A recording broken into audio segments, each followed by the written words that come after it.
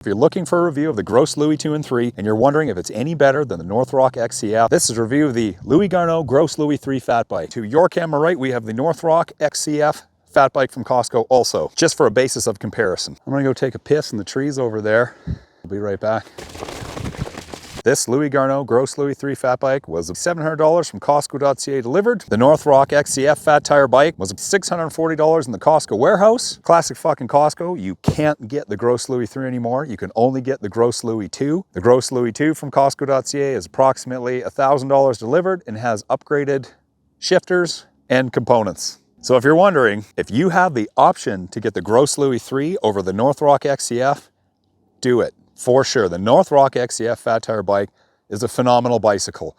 Ridden this thing thousands of kilometers, it's sweet. However, for an extra couple $100, there is no comparison to the Gros Louis 2 or the Gros Louis 3. The Gros Louis 3 is the entry-level, wow, fucking plane, bike by Louis Garneau, and it is so much better than the Northrock XCF for the following reasons. Frame geometry. The riding position on the Gros Louis 3 is way more comfortable than the Northrock XCF.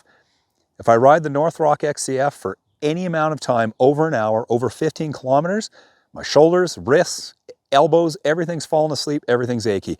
The Gros Louis 3, the handlebars are way wider. The riding position is far more comfortable. This is the extra large size frame. Now, having an extra large size frame definitely helps, but the Northrock XCF only comes in one size. So if you're 6 feet tall, spend the extra money, get the Louis Garneau. The Northrock XCF weighs 35.2 pounds. The Gros Louis weighs 36 pounds. So they weigh approximately same.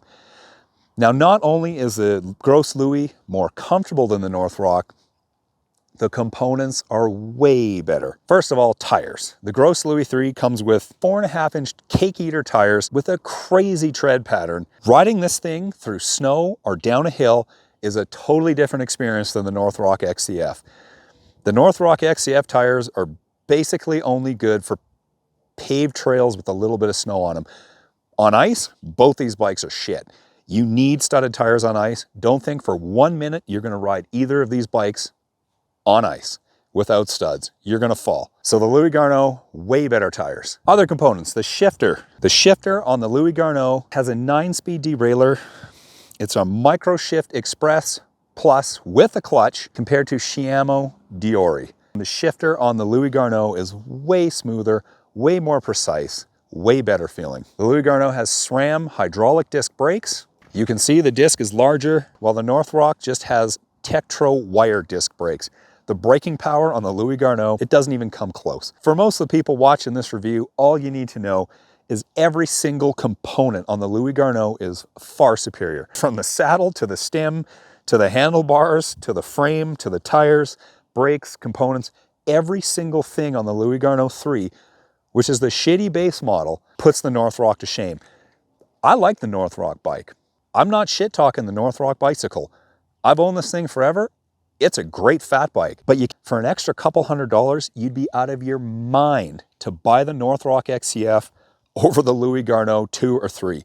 Get the Louis Garneau 2 for $1,000. The Louis Garneau 3 for $700 delivered, definitely. If your decision is between the Louis Garneau 3 and the Northrock XCF, it's a no-brainer.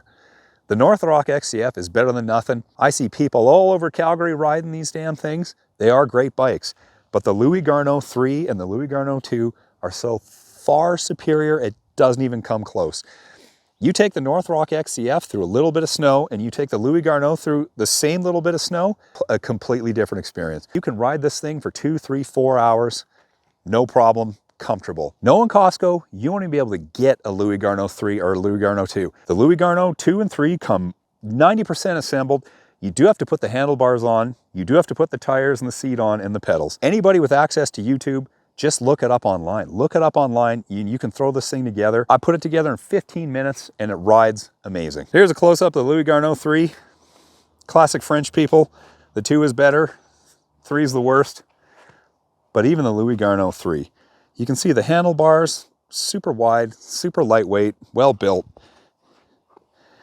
Step-through frame, which is awesome when you have a frame this frickin' big.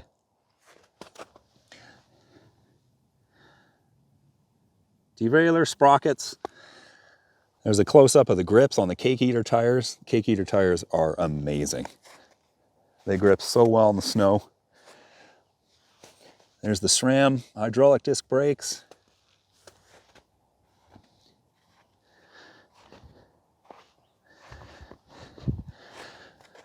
I did have to throw a bit of duct tape on there to keep the hydraulic brake cable out of the way.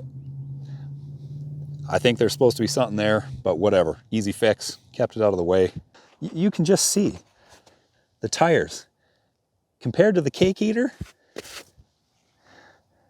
this specific model of Kenda tire just doesn't come close to the Cake Eater tires. The Shiamo DR derailleur and gears. The Northrock bike is pretty good if it's all you can get, but if you have the choice between the Northrock and the Louis Garneau for an extra couple $100. Now, this is a pretty wussy ass hill, but it's just to illustrate the difference between the Northrock and the Louis Garneau. Louis Garneau, no problem. Let's try the same shit out on a Northrock XCF. Nope. Fuck that. Back tire sliding, back tire spinning. No way. I'm gonna ride down this. Hopefully I don't eat shit.